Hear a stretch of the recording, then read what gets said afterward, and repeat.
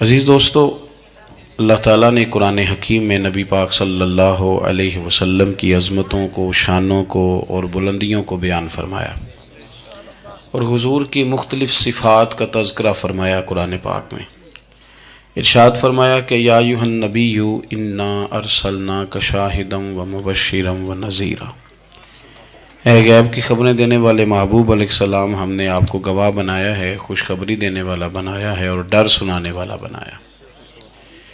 پھر ارشاد فرمایا کہ وداعیا الی اللہ باذنہ وسراجا منیرا، اور ہم نے آپ کو اللہ کی طرف دعوت دینے والا بنایا اور اللہ کے حکم سے اللہ کی طرف دعوت دینے والا بنایا، وسراجا منیرا، اور آپ کو چمکتا ہوا آفتاب بنایا۔ نبی پاک صلی اللہ علیہ وسلم کی ہر شان ہی وراء الورا ہے، لیکن یہ جو حضور کی صفت مبارکہ ہے نا، داعیا الی اللہ کی، کہ حضور لوگوں کو اللہ کی جانب دعوت دیتے۔ نبی پاک صلی اللہ تعالی علیہ وسلم بندوں کا اپنے رب سے رشتہ جوڑتے، گھبرائے ہوئے لوگوں کو، پریشان لوگوں کو، اور جو لوگ سمجھتے تھے کہ شاید ہم کوئی دنیا کے کمزور لوگ ہیں اور یہ مالدار اور یہ اقتدار والا آدمی ہی بڑا ہے، ان سب کو حضور نے مایوسیوں سے نکالا، اور اللہ کے رسول صلی اللہ علیہ وسلم نے یہ سبق پڑھایا کہ تم سب حضرت آدم کی اولاد ہو۔ عربی کو اجمی پر، گھورے کو کالے پر کوئی فضیلت حاصل نہیں۔ لوگوں کی ہر پریشانی حضور نے نکال کے ان کا رجوع ان کے رب کی طرف کرایا۔ ہمارے ہاں یہ ہوتا ہے کہ انسان کو پریشانی کوئی بھی ہو اسے سکون نہیں لینے دیتی، وہ کوئی بھی ہو۔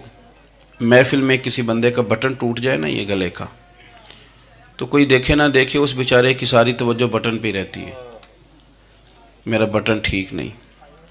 کسی بندے نے کپڑے صاف نہ پہنے ہوں تو آپ اس شخص سے کہیں کہ تجھے کچھ لوگ ملنا چاہتے ہیں، تو وہ اگرچہ اس کے پاس پی ایچ ڈی کی ڈگری ہے، ڈھیر سارا مال ہے، وزادار ہے، صاحب عزت ہے، لیکن وہ کہتے یار میرے کپڑے نہیں ٹھیک، تو میں کوفت محسوس کر رہا ہوں، ذرا میں اپنے آپ کو تھوڑا سا نہا دھو لوں، فریش کر لوں، پھر میں چلتا ہوں۔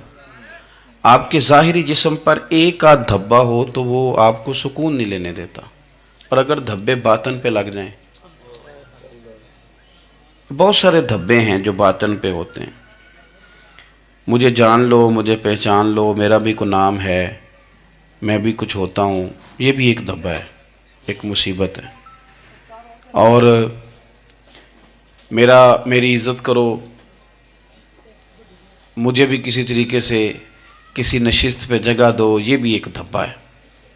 یہ ہمارے ہاں، ہمارے ملک کے اندر سیاستدانوں سے لے کر مذہبی لوگوں تک الا ماشاءاللہ پروٹوکول کا ایک مزاج آیا ہے کہ بھی بڑی دشواری پیدا کرتا ہے عام لوگوں کے لیے، بڑی آزمائش میں لوگ آ جاتے ہیں۔ حسد کر لینا، کسی بندے کی نعمت کو دیکھ کے جلنا، یہ بھی آپ کو بڑا بے سکون رکھتا ہے۔ تکبر کرنا کہ میں کوئی چیز ہوں اور باقی کو تھوڑے سے مجھ سے چھوٹے ہیں، یہ سارے دھبے، یہ ساری نقصان کی چیزیں۔ اور نبی پاک صلی اللہ علیہ وسلم نے تعریف یہ بیان کی، فرمایا ما حاک فی صدرک، یہ جو تیرے گناہ ہیں یہ تیرے سینے میں کھٹکیں گے، یہ تجھے بے چین رکھیں گے، یہ کانٹے کی طرح چبھیں گے۔ تو جتنے مرضی اچھے کپڑے پہن لے، جتنی مرضی اونچی جگہ بٹھا دیا جائے، اگر تیرے اندر کوئی روگ ہے وہ تجھے سکون سے نہیں جینے دے گا۔ رسول کائنات صلی اللہ علیہ وسلم نے لوگوں کی توجہ رب کریم کی جانب لگائی۔ حضور نے لوگوں کو بتلایا کہ تمہارا رب عاجزی کو پسند کرتا ہے، تمہارا رب سادگی کو پسند کرتا ہے، تمہارا رب انسانوں سے پیار کرنے والے کو پسند کرتا ہے۔ حضور سید عالم صلی اللہ علیہ وسلم نے ہمیں یہ سبق پڑھایا کہ زیادہ باتیں کرنے والے کو نہیں، اللہ سچ بولنے والے کو پسند کرتا ہے۔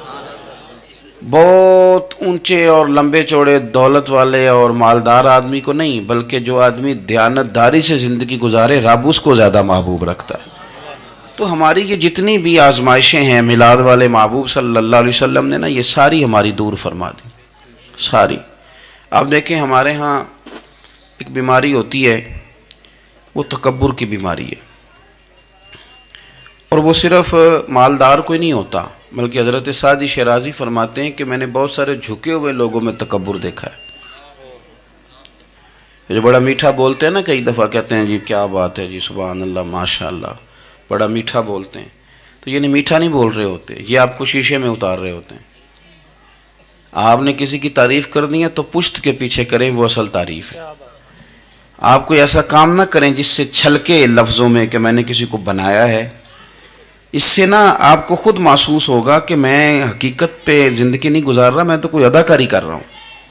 اور جو لوگ کہتے کچھ اور ہیں کرتے کچھ اور ہیں تو وہ خود بڑے پریشان رہتے ہیں، وہ جانتے ہیں کہ یار یہ میں کہاں الجھ گیا ہوں۔ تو بھائی یہ جو بہت زیادہ ہمارے دلوں کے اندر چیز ہے، اور یہ ہر مقام پر بہت سارے لوگوں کو یہ چیز حاصل ہے، میں دیکھتا ہوں کہ درجہ بدرجہ ان چیزوں کا شمار ہے۔ کچھ کا خیال ہے کہ میری ڈگری زیادہ ہے، اور کچھ کا خیال ہے کہ مجھے عقل زیادہ ہے، کچھ کا خیال ہے کہ میری شہرت زیادہ ہے، تو کچھ کا خیال ہے کہ میری دولت زیادہ ہے۔ آہستہ آہستہ وہ الجھاؤ پیدا ہوتا ہے، کسی کا کچھ نہیں جاتا، وہ خود آدمی بے چین رہتا ہے۔ حال دیکھیں نا، یہ میری طرح کو بندہ آ جائے نا محفل میں، جس کو عادت ہے اسٹیج پہ بیٹھنے کی، اچھے لوگوں کی، بزرگوں کی، سادات کی بات نہیں کرتا، تو اس کو کبھی بیچارے کو پیچھے بیٹھنا پڑ جائے نا، تو وہ گردن اونچی کر کر کے نقیب محفل کو دکھاتا ہے کہ میں آ گیا، کسی طریقے مینوں بھی ساتھ لے کے، بے چین رہتا ہے۔ اور اگر اسے سکون حاصل ہو کہ بھئی حضور کی محفل میں بیٹھنا ہے، جہاں جگہ مل گئی وہیں پہ ٹھیک ہوں، اور وہ سکون کے ساتھ، دیکھو اس محفل کا مہمان خصوصی میں نہیں، حضرت بزرگ تو سرپرستی کاری رہے ہیں، میں نہیں، اس محفل کا تو مہمان خصوصی وہ بندہ ہے جس نے محفل سے پہلے یہاں جھاڑو دیا ہے، جس نے یہاں دریاں بچھائی ہیں، جس بیچارے کی فوٹو بھی کوئی نہیں آئی، وہ مہمان خصوصی ہے۔ اور اس محفل کا تو وہ مہمان خصوصی ہے جو چپ کر کے کہیں کونے میں بیٹھا ہے، اس کو کوئی دلچسپی نہیں کہ کوئی مجھے بھی جانے گا، کوئی مجھے بھی پہچانے، اسے تو اتنا پتہ ہے کہ میں اپنے پیارے حبیب کی تعریف سننے کے لیے آیا ہوں۔ آپ اپنے اس طرح آپ کا ذوق دوبالا رہے گا اگر آپ عاجزی کے ساتھ، انکساری کے ساتھ، رب رسول کی رضا کے لیے کسی جگہ بھی آپ اپنے آپ کو سیٹ کر لیں گے تو ماحول آپ کا ٹھیک رہے گا، ورنہ آپ الجھاؤ کا شکار ہیں، ورنہ آپ پریشان ہیں، ورنہ آپ تکلیف میں، ورنہ آپ آزمائش میں۔ بخاری شریف میں حدیث ہے، قاضی ایاز مالکی رحمۃ اللہ علیہ نے بڑی تفصیل سے لکھی ہے، راوی حضرت انس بن مالک ہیں۔ ایک بندہ بڑی دور سے آیا نبی پاک صلی اللہ علیہ وسلم کی زیارت کے لیے، بڑی دور سے۔ عرب کے جو سردار ہوتے تھے ان کے بڑے ناز نخرے ہوتے تھے، وہ خیر آج بھی ہیں، پروٹوکول کا ماحول آج بھی، یعنی وزیر صاحب کے آگے دو چار گاڑیاں نہ ہوں تو ان کو مزہ ہی نہیں آتا، پولیس والے آگے پیچھے بھاگیں تو، حالانکہ ان کو نہیں پتا کہ جو پولیس والے آگے پیچھے بھاگ رہے ہیں نا، یہ حکومت بدلی تو گرفتار کرنے بھی انہوں نے آنا ہے، لیکن وہ بڑا مزہ آتا ہے جب لوگ گاڑی کے پیچھے بھاگتے ہیں۔ کیا بات ہے جناب، بڑی بات۔ اور ہماری طبیعتوں میں پتہ نہیں کون سی، یہ پیسے پھینکنے والے دوست مجھ سے ناراض نہ ہو جائیں، لیکن میں اکثر سوچتا ہوں کہ یار یہ کس طرح کا کام ہے کہ پہلا کھلارنے پھر آپ اکٹھے کرنے، تو آپ کٹھے دے دیں جس کو دینے ہیں، ختم ہو جائے بات۔ یعنی وہ محفل میں نا گپ شپ ہو رہی ہوتی ہے، اکٹھے کرنا لے، پان دینا لے، کس چکر میں پڑ گئے۔ حضور غوث اعظم رضی اللہ تعالیٰ عنہ کی محفل میں شیخ یحییٰ نجار جایا کرتے تھے، تو وہ کہتے تھے کہ ہم وہاں گنتے تھے آج کتنے بندوں نے توبہ کی، تو ہم سے گنے نہیں جاتے تھے، اتنے لوگ توبہ کرتے تھے۔ بزرگوں کی محفلوں میں توبہ کرنے والے گنے جاتے تھے، ہماری محفلوں میں پیسے گنے جاتے ہیں اور وہ پرچیاں دی جاتی ہیں۔ ایسا نہ کریں، اس سے گھٹن پیدا ہوتی، اور پھر جو نوٹوں والے ہوتے ہیں وہ فرنٹ سیٹوں پہ آ جاتے ہیں۔ بہت سارے غریب سوچتے ہیں کہ میرے پاس بھی اگر کرارے نوٹ ہوتے تو میں بھی آگے ہوتا۔ تو کم از کم یہ جو میلاد کی محفل ہیں ان میں تو سب کو ایک جیسا رہنے دے، یہاں تو امیر غریب کا فرق نہ ہو، اس کو تو مہربانی کریں۔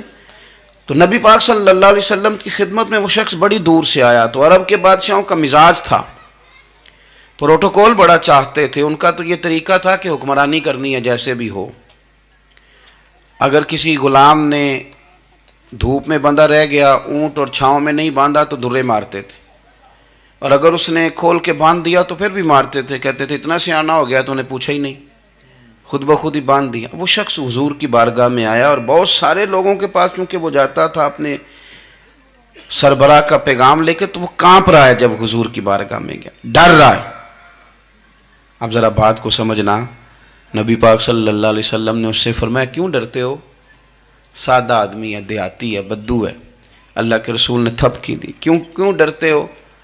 تو کہتے ہیں حضور مجھے آداب نہیں آتے اور مجھے ڈر آتا ہے کوئی بات اگر ایسی ہو گئی آپ مدینے کی حکومت کے سربراہ ہیں تو کہیں آپ ناراض نہ ہو جائیں.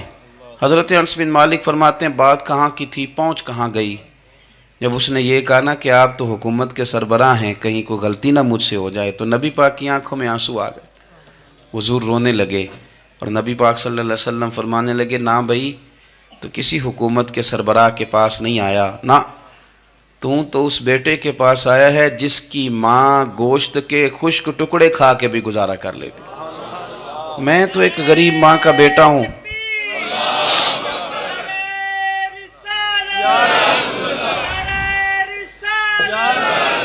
بھائی اگر آپ کا یہ ذوق بن جائے، دیکھو نا آج تو لوگ بھول جاتے ہیں نا، کپڑے بدل لیتے ہیں تو وہ سمجھتے ہیں کہ شاید سارا کچھ ہی بدل گیا. یعنی گاؤں سے آ کر پڑھنے والے بھول ہی گئے ہیں کہ کس کی ماں نے کتنا زیور بیچا. لوگ بھول جاتے ہیں چیزوں کو. اپنے ماضی کو یاد رکھیں، آپ لوگوں کے ساتھ پیار کریں، آپ لوگوں کو موقع دیں، آپ تھوڑی سی اور کوشش کریں اس شخص تک جانے کی جو آپ کو مایوس نظر آ رہا ہے، پریشان نظر آ رہا ہے. یہ ہمیں میلاد والے محبوب صلی اللہ علیہ وسلم نے درس دیا. ایک اور پہلو، حضور سید عالم صلی اللہ علیہ وسلم نے، ہمارے ہاں نا ابھی بھی برادری کی تقسیم ہے ابھی بھی، اور کچھ میں نے ایسے کمزور لوگ بھی دیکھے. یہ اس طرح کی حرکتیں ہارے ہوئے لوگ کرتے ہیں. ہارے ہوئے لوگ جو اپنے آپ کو سمجھتے ہیں کہ میں کوئی بڑا آدمی ہوں. بڑا آدمی تو اپنے اخلاق سے ہوتا ہے، اپنے کردار سے ہوتا ہے، اپنی سخاوت سے ہوتا ہے، لوگوں سے پیار کرنے سے ہوتا ہے. باقی یہ کہ بیٹھ کے کہانی سنانا کہ میں بڑا کچھ کرتا ہوں، تو جو کچھ کرتا ہوتا ہے اسے سنانے کی کوئی ضرورت. ایک اور بہت سارے لوگ آپ تعزیت کرنے جائیں نا والد کے انتقال کے بعد، تو ان بیچاروں کو بتانا پڑتا ہے کہ ابا جی میرے بغیر دوائی نہیں کھاتے تھے. تو میں کہتا ہوں اگر تیرے بغیر نہیں کھاتے تھے پھر بتانے کی ضرورت نہیں، پھر تو سارے گاؤں کو پتہ ہوگا کہ تیرے بغیر نہیں کھاتے تھے. اور اگر کوئی دال میں کالا ہے تو پھر تیری وضاحت کوئی بندہ قبول نہیں کرے گا. تو آپ کو بتانا کیوں پڑ رہا ہے اور آپ بار بار اس بات کا ذکر کیوں کر رہے ہیں کہ ہم بہت بڑے قبیلے کے ہیں؟ صاحب اگر آپ بڑے قبیلے کے ہیں تو پتہ ہوگا سارے علاقے کو آپ کتنا لوگوں کا خیال کرتے ہیں، آپ کس قدر محبت کرتے ہیں، آپ کا انداز کریمانہ کس طرح کا. پھر آپ کو بتانے کی کوئی ضرورت نہیں ہوتی، پھر خود بخود خبر ہوتی. حضرت سیدنا ابو ذر غفاری رضی اللہ تعالیٰ عنہ، قبیلہ بنو غفار ایک بڑی شاخ تھی قبیلوں میں سے. جو لوگ اس زمانے میں مالدار قبیلوں سے تعلق رکھتے تھے ان میں سے ایک بڑا نام تھا. ساری زندگی چودراہٹ کی، لیکن میلاد ایک انقلاب کا نام ہے. میں میلاد منانے والے دوستوں سے گزارش کرتا ہوں کہ آپ ہر سال میلاد منائیں اور ہر سال میلاد کے بعد آپ تھوڑے بدل بھی جائیں، یعنی تھوڑے سے بدل جائیں. کچھ لوگ کہیں یار یہ داڑھی میں نے نا 12 ربیع الاول والے دن رکھی تھی، یہ میری میلاد والی داڑھی ہے. اور داڑھی رکھیں بھی نبی پاک کی مرضی کی. کس کی مرضی کی؟ نہ ناراض ہو جائے جی میں ٹور چلا بس. کس مرضی کی جی؟ اپنی مرضی کے نہیں. داڑھی کا وزن کو نہیں ہوتا کہ پوری مٹھی رکھیں گے تو آپ کو کوئی دقت ہوگی، کوئی وزن نہیں. پوری رکھیں، جو حضور کا طریقہ مبارکہ ہے جو ہمیں ملتا ہے اس پر آپ توجہ فرمائیں. تو میں جو بات عرض کرنے جا رہا ہوں وہ میلاد انقلاب ہے.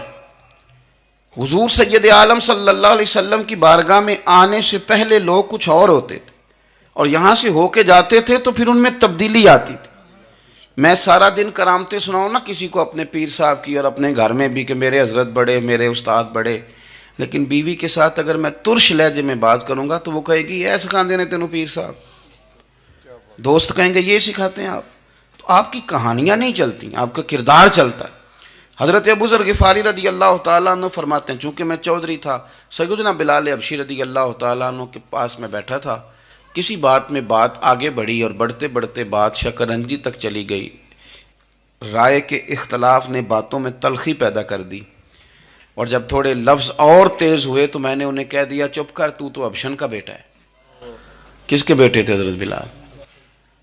کہتے ہیں جب انہوں نے مجھے کہا تو میرا دل بڑا ٹوٹا، لیکن میں نے ارادہ کیا کہ میں نے حضور کی بارگاہ میں نہیں عرض کرنی. اب ہر بات کی ہم حضور کی بارگاہ میں شکایت کریں. لیکن میں جا کے مسجد میں بیٹھا اور جب سرکار آئے نا، ارادہ نہیں تھا کہ عرض کروں گا، لیکن حضور کا چہرہ دیکھا تو دکھ میرا خود ہی تازہ ہو گیا۔ رونے کا بھی تو تب ہی مزہ آتا ہے نا کوئی اپنا ملے تو۔ فرماتے ہیں کہ میرے آنسو نہ بغیر اختیار کے چھلک پڑے اور میں کھل کے روئے، کھل کے۔ قربان جاؤں محبوب کے بھی، حضور نے پاس نہیں بلایا بلکہ نبی پاک اٹھ کے خود میرے پاس آئے اور مجھے کندھوں سے پکڑ کے سینے سے لگایا، اور جب میں کھل کے رو لیا تو حضور میرے آنسو پوچھنے لگے۔ کچھ شعر ایسے ہوتے ہیں جو کسی نے کہے ہوتے ہیں اور کہنے والا جو ہوتا ہے وہ صاحب حال ہوتا ہے، تو اس میں کچھ خوبصورتی زیادہ ہی ہو جاتی ہے۔ ایک پنجابی کے شاعر ہمارے گجرات میں گزرے، بزرگ تھے، ان کا ایک شعر ہے، وہ کہتے ہیں ایک واری میری آنکھیاں چوں اونا نے اتھرو پونجے سن، ایک واری میری آنکھیاں چوں اونا نے اتھرو پونجے سن، ہن تے چسکا پہ گیا رونے دا۔ ایک واری میری آنکھیاں چوں اونا نے اتھرو پونجے سن، ہن تے چسکا پہ گیا رونے دا، تے ہر ویلے آہو زاری دا۔ تو میں روز رونے لگا ہوں، مزہ ہی بڑا آیا ہے جب سے محبوب نے چپ کرانا شروع کیا۔ میرے عزیز، اور پھر حضرت بلال حبشی رضی اللہ تعالیٰ عنہ چونکہ حضور کے غلام تھے اور انہیں پتہ تھا کہ سرکار میری ناز برداری کرتے ہیں، حضور نے چپ کرایا۔ فرمایا کیوں روتے ہو؟ تو عرض کرنے لگے یا رسول اللہ صلی اللہ علیہ وسلم، اگر میں حبشن کا بیٹا ہوں تو میری تو غلطی کوئی نہیں نا، یہ تو تقسیم اللہ کی ہے نا۔ الذی خلقک فسواک فعدلک فی ای صورت ما شاء رکبک، جس طرح وہ چاہتا ہے، جس کو چاہتا ہے اس طرح کی اس کی صورت بنا دیتا ہے۔ تو مجھے حبشن کا بیٹا کہا جاتا ہے، میری غلطی کیا ہے؟ حضرت بلال نے بھی نہیں بتایا کس نے کہا، لیکن نبی پاک صلی اللہ علیہ وسلم نے کیا فرمایا؟ امام یوسف صالحی نے لکھا ہے، ذرا غور کرنا بات پر، تسلیاں لوگ اور رنگ میں بھی دیتے ہیں پر یہ تسلی بڑی انوکھی ہے۔ حضور فرمانے لگے بلال اگر تو حبشن کا بیٹا ہے تو پریشان کیوں ہوتا ہے؟ کالے رنگ والی ماں کا بیٹا ہے تو پریشان کیوں ہوتا ہے اگر تیری والدہ کا رنگ کالا ہے تو؟ عرض کی حضور آپ کیا فرمانا چاہتے ہیں؟ تو سرکار فرمانے لگے میں دو ماؤں کا بیٹا ہوں، ایک جناب آمنہ جنہوں نے مجھے پیدا کیا اور ایک حضرت ام ایمن جنہوں نے میری پرورش کی، مجھے بڑا کیا۔ حضور فرمانے لگے میری ماں آمنہ کا رنگ گورا تھا اور میری ماں ام ایمن کا رنگ کالا ہے۔ تو فرمایا اگر تجھے کسی نے کالے رنگ والی ماں کا بیٹا کہا تو اسے کہہ دینا مدینے والی محبوب کے بھی تو ایک والدہ کا رنگ کالا ہے، تو کہہ دینا۔ حضرت بلال کہتے ہیں کہ وہ اس طرح کی تسلی تھی، طفل تسلیاں نہیں جس طرح کی ہمیں دی جاتی، وہ اس طرح کی خوبصورت تسلی تھی کہ اس کے بعد میرا دل ایسا ٹھنڈا ہوا، پھر کسی کا تانا تانا نہیں رہا، پھر کسی کی تکلیف نہیں رہی۔ رسول پاک صلی اللہ تعالیٰ علیہ وسلم نے یہ جو آج تقسیم ہے ہمارے ہاں اونچ نیچ کی، چھوٹے بڑے کی، ذات برادری کی، حضور فرماتے ہیں میں نے پاؤں کے نیچے رکھ کے کچل دی، اب اس کا کوئی سٹیٹس نہیں رہا، اب یہ کوئی معاملہ نہیں۔ پھر میرے بھائی ایک معاملہ ہمارے اندر جو اور بڑی شدت کے ساتھ آیا ہے اور جس نے بڑا زور پکڑا ہے وہ یہ ہے کہ ہم نا پڑھے لکھے لوگوں سے معذرت کے ساتھ، پڑھے لکھے لوگوں کا بھی ایک مسئلہ ہے، وہ دوسروں کو جاہل کہنا ضروری سمجھتے ہیں، الا ماشاء اللہ۔ میں اکثر کہتا ہوں کہ یہ تو آسان کام ہے نا، آپ نے کہہ دیا جاہل نے جی سارے پنڈ والے، یہ تو بڑا آسان کام ہے، تو جان چھڑانے والی بات ہے۔ ان پڑھ ہیں جی اس قوم دا کچھ نہیں بن سکتا، بھی تو آسان کام ہے، جان چھوٹ گئی۔ میں بھی کھڑا ہوتا ہوں نماز جنازہ کی امامت کرنے کے لیے، کبھی تو کہہ دیتا ہوں کہ جناب آج لوگوں کو نماز جنازہ کی دعا نہیں آتی، تو سوچتا ہوں کہ اگر کسی نے کھڑا کر کے پوچھ لیا کہ آپ نے کتنے لوگوں کو یاد کرائی ہے، ہم نے کبھی کہا کہ آؤ بیٹھو یاد کراؤں، تو اس کا جواب کیا ہے؟ تنقید کرنا آسان کام ہے اور تعمیر کرنا یہ مشکل مرحلہ ہے۔ عزیز دوست، ہمارے ہاں نا ان پڑھ بندے کے ساتھ اور اس بندے کے ساتھ جس کی سوچیں محدود ہیں ہمارا رویہ اتنا تلخ ہوتا ہے۔ بھئی مزہ تو تب آتا ہے نا جب آپ کو کچھ لوگ کہتے ہیں میں اچھے کے ساتھ اچھا ہوں، تو اچھے کے ساتھ تو ساری دنیا اچھی ہوتی ہے، آپ نے اس میں کیا کمال کیا؟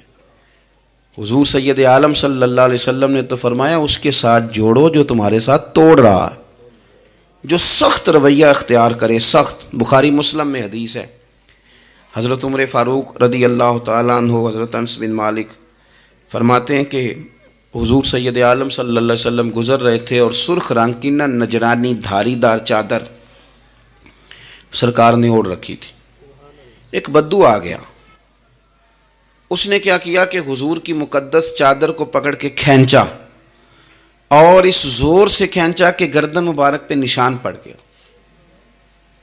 زور سے دروازے پہ دستک دے دینا بھکاری، تو اسے خراش رات کوئی نہیں ملتی، البتہ جھٹکیاں دو چار ضرور مل جاتی۔ توڑنا ہے دروازہ، خیرات لینے آیا کہ تو قرضہ لینے آیا؟ اس نے آ کر کے زور سے چادر کو کھینچا، مقدس گردن پہ نشان پڑ گیا۔ سرکار نے رخ انور پھیرا، کہتا پتہ کیا ہے، میں غریب آدمی ہوں، کچھ مانگنے آیا ہوں۔ بھئی تو گلے میں چادر ڈال کے مانگے گا؟ لیکن یہ آپ کا کمال ہے، یہاں اب آپ کے علم کا، آپ کے حوصلے کا، ظرف کا پتہ چلتا ہے۔ کھینچی چادر، کچھ مانگنے آیا ہوں، اور صحیح بخاری کے لفظ یہ ہیں کہ فَالْتَفَتَ إِلَيْهِ فَضَحِكَ، جب محبوب نے اس کی طرف توجہ کی، اس کی بات سنی، اس نے گلے میں چادر ڈال کے کھینچا ہے، نشان ڈال دیا ہے، لیکن جب حضور نے توجہ کی تو فَضَحِكَ، نبی پاک نے مسکرانا شروع کر دیا۔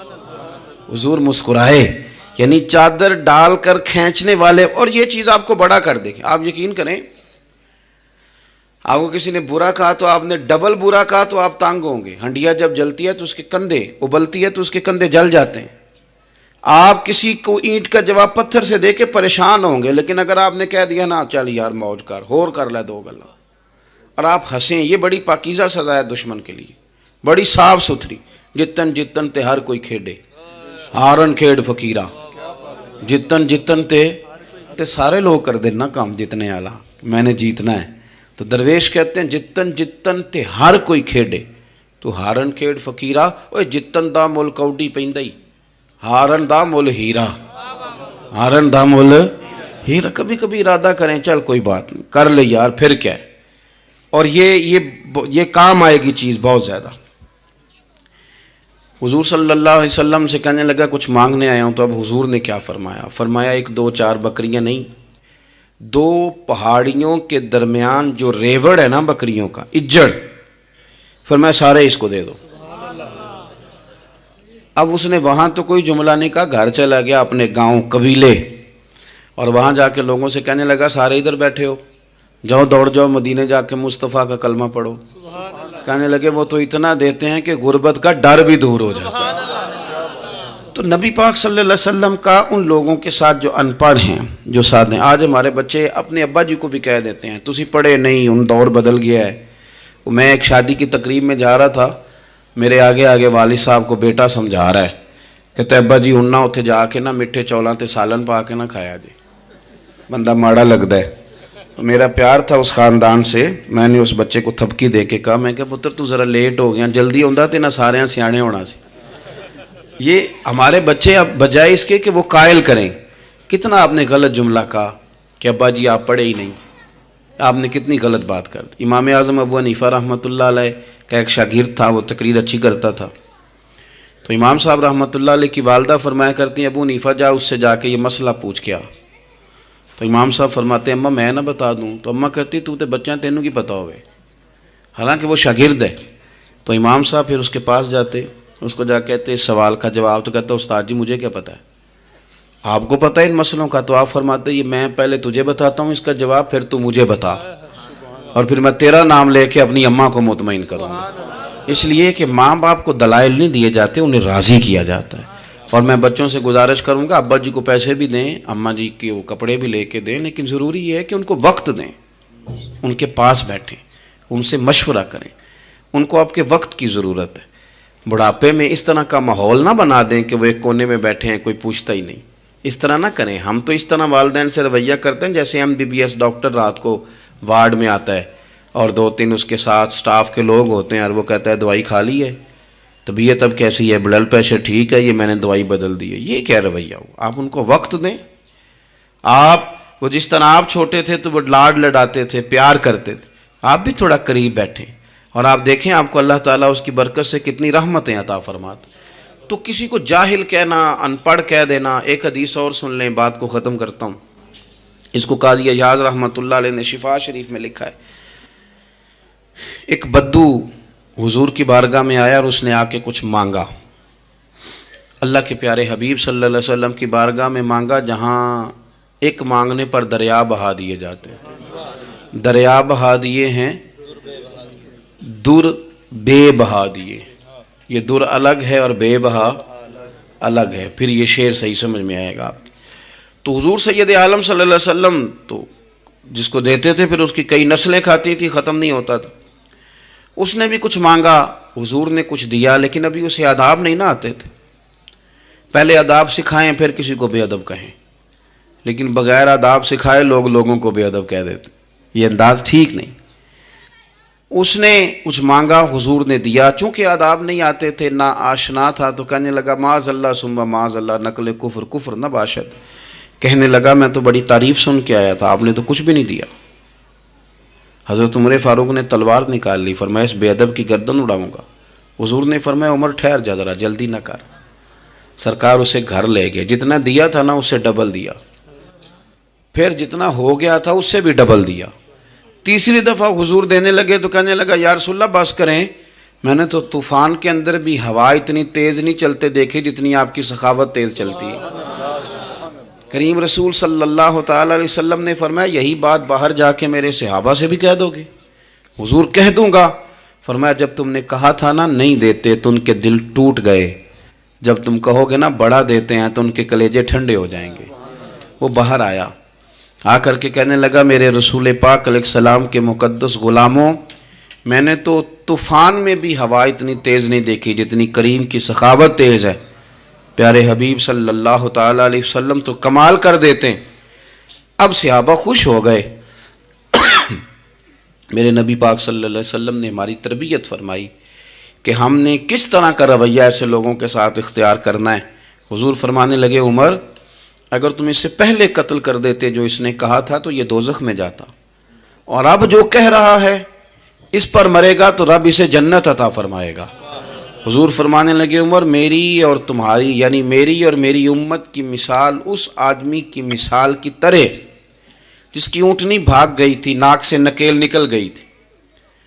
بہت سارے لوگ آئے اسے پکڑنے کے لیے، ہاتھوں میں نیزے تھے، ڈنڈے تھے، تلواریں تھیں، پر وہ کسی کے قابو نہ آئی. زخمی ہو گئی پر کسی کے قابو نہ آئی. حضور فرماتے ہیں پھر اس کا اپنا مالک آ گیا.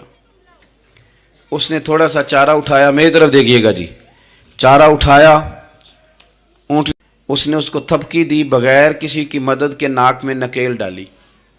پھر اونٹنی پر سوار ہوا اور کہنے لگا لوگوں تم نے میرے جانور کو بڑی تکلیف دی، اونٹنی میری ہے، اسے سنبھالنے کا طریقہ بھی مجھے ہی آتا ہے. گویا حضور فرما رہے ہیں عمر یہ امت میری ہے تو اسے کس طرح سنبھالنا ہے یہ طریقہ بھی مجھے ہی آتا ہے. ان کی کہاں کس بنیاد پر کس رنگ میں تربیت کرنی ہے یہ میں جانتا ہوں. ہمیں اگر ہماری زندگی انصاف والی ہو، عاجزی والی ہو، اطمینان والی ہو، عاجزی بھی دل کا نام ہے، اطمینان بھی دل کا نام ہے. بہت سارے گردنیں جھکانے والے بھی عاجز نہیں ہوتے. اپنے دل سے تہیہ کر لیں کہ میں کسی شخص کو بھی اپنے سے چھوٹا نہیں جانتا، کمزور نہیں جانتا. میں کسی شخص کے بارے میں بھی یہ رویہ نہیں رکھتا کہ یہ کوئی برا ہے. اگر کہیں ضرورت پڑے تو کسی کی اصلاح کریں. اگر وہ اصلاح قبول نہ کرے اور آپ کو محسوس ہو کہ یہ معاملہ آپ کے بس میں نہیں تو پھر بھی اس کے لیے دعا کریں. کسی کونے میں جا کر کے تنقید کرنے کی اجازت نہیں ہے. اپنے آپ کو سمیٹیں، سوچوں کو بکھرنے سے سمیٹیں، اچھا سوچا کریں. جو لوگ اچھا سوچتے ہیں وہ صحت مند رہتے، ان کی سوچیں تازہ رہتی. آپ ہر ایک کے بارے میں خیر کا رویہ اختیار کریں اور مثبت پہلو تلاش کریں. آپ مثبت پہلو، ہر وقت تنقید کرنا، ہر وقت تنقید کرنا. میں ایک محفل میں بیٹھا تھا، بات میری ختم ہو گئی تو ایک نعت خواں نے بڑا اچھا شعر پڑھا. ہم بڑی اس بات کی تردید کرتے رہتے ہیں کہ یہ طے کر کے اور پیسے لے کے اور یہ نہیں کرنی چاہیے چیزیں، لیکن یہ کہ یہ غلطی کس کی ہے؟ یہ اس عوام کی غلطی ہے جو ریٹ بناتی ہے، چیزیں خریدتی ہے. جو چیزیں آپ خریدیں گے نہیں بکیں گی بھی نہیں مارکیٹ میں. آپ خریدتے ہیں تو کوئی بکتا ہے نا. میری بات کی سمجھ آ رہی ہے؟ تو ہم یہ سارا کچھ ڈال دیتے ہیں. اب کیا ہوتا ہے کہ اتنی سونی محفل سجی ہوئی ہے لیکن اس میں بیٹھ کر لوگ حضور کی تعریف سننے کی بجائے یہ کہہ رہے ہیں اس نے 40,000 لیا ہے. تو آپ یہ اندازہ کریں کہ وہ جو بات ہمیں اس وقت مدینہ شریف لے کے جاتی، ہمارا عشق رسول تازہ کرتی، تو ہم نے وہاں کیا گھٹن پیدا کر دی. یہ کہانیاں چھیڑ کے کیوں دیتے ہیں آپ پیسے؟ کیوں اس طرح کے ریٹ آپ بناتے ہیں؟ پہلے آپ بناتے ہیں پھر اس کے بعد آپ تنقید کرتے ہیں. اب دیکھیں میں بھی بیٹھا تھا تو اس نے بڑا خوبصورت شعر پڑھا اور بڑی مزیدار بات کی, بڑا مزہ آیا. تو میں نے ساتھ والے سے کہا یار آج بڑے دنوں کے بعد سرور آیا. تو کہنے لگا انہیں 40,000 لے آ جائے. میں انہوں کیا تو 10 منٹ کھلو جانا سی, مزہ تو لینے دیتا. اور پھر میں نے اسے کہا کہ یار بات سنو, کیوں دیتے ہو 40,000, اور اگر اس نے لیا بھی ہے نا تو آج جتنا مزہ آیا نا میرے خیال میں نا اس کا 40 نہیں 80 بنتا ہے. دیکھو نا اس نے ہمیں پہنچا کہاں دیا ہے. تو آپ مثبت لیں چیزوں کو, مہربانی کریں, اچھا سوچیں, اچھے رویے اختیار کریں. وہ کسی شاعر نے کہا تھا کچھ تو مجبوریاں رہی ہوں گی, یوں ہی کوئی بے وفا نہیں ہوتا. اچھی سوچ پیدا کریں, خوبصورت آپ اپنے آپ کو رکھیں. آپ کا فائدہ ہوگا, آپ اچھا سوچیں گے تو آپ کا نفع ہے. ورنہ بکھری ہوئی سوچوں والے لوگ تو بیچارے سویرے کچھ ہوتے ہیں, دوپہر کو کچھ ہوتے ہیں, شام کو کچھ اور ہوتے ہیں, اور تیزی سے وہ لوگ بکھر جاتے ہیں. آپ یہ دیکھیں کہ آپ مست رہیں, آپ اپنے آپ کو پریم میں رکھیں, آپ اپنے آپ کو سکون میں رکھیں. کوئی تعریف کرے تو اس کی مہربانی, تنقید کرے تو اللہ بھلا کرے, لیکن آپ نے اپنی سوچوں کو ہمیشہ مجتمع رکھنا ہے. اللہ تعالیٰ آپ کو بہترین صلہ عطا فرمائے. محفلیں ہوتی ہیں حضور کے نام کی, لوگ تو ظاہر آتے جاتے رہتے ہیں, ہر ایک آدمی کی اپنی مشغولیت. آپ تشریف رکھیں گے, حضور کی ثنا خوانی ہوگی. اللہ تعالیٰ آپ سب کو جزا عطا فرمائے. آخر دعوانا جی آج اقبال ڈے جی نہیں, وہ کون سا واقعہ ہے, وہ تو نہیں, ان کے تو کئی واقعات ہیں. چلے میں بات کرتا ہوں, آپ تشریف رکھیں جی, میں بات کرتا ہوں. میں تو اپنی طبیعت کے مطابق بات کر چکا ہوں, اتنی کو میں کیا کرتا ہوں, لیکن ایک بات عرض کرتا ہوں آپ کی خدمت میں. ایک تو یہ کہ آج اقبال کوئی آیا لے کے چلا گیا, کوئی عمر بھر بھی نہ پا سکا, میرے مولا تجھ سے گلا نہیں, یہ تو اپنا اپنا نصیب ہے. یہ کچھ لوگ نا پسند نہیں آ جاتے, یہ کچھ لوگ پسند نہیں آ جاتے, قبول نہیں ہو جاتے. کچھ لوگوں کو مانگ نہیں لیا جاتا, کچھ کو رکھ نہیں لیا جاتا, کچھ لوگوں کو کہہ نہیں دیا جاتا تو نے جانا نہیں. تو کسی نے کہا تھا عشق اجرت طلب نہ تھا ورنہ ہم تیرے در پہ نوکری کرتے.